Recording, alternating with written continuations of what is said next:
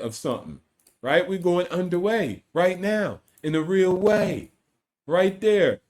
Only the one and only, better than all the cronies and the fakes, sitting on the wall with the greats, the big homie Jensen. We got Tim Cook in the background cooking up something suspicious, some type of deals that look crazy. Look at that.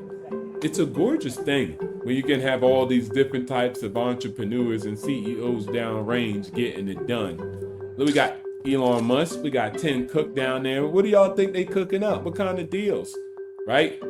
U.S. Secretary, BlackRock CEO, Larry Fink, David Goldman and Sachs. These are big dogs, big boys. Scott B is in the building, U.S. Treasury, we know that. CEO, Acedia Group. Shout outs to Jane, the female, getting it done. This is some of the top elites of all the elites out there. This is how we do business.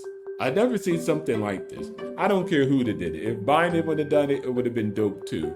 But this is very interesting. Blackstone CEO stepping.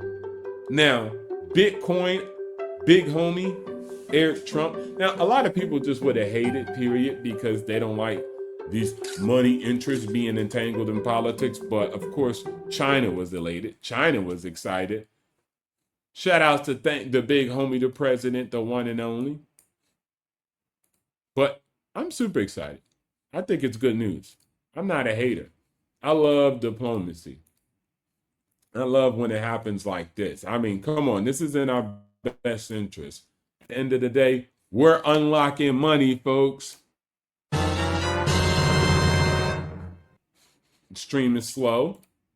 Come on now, keep up with me.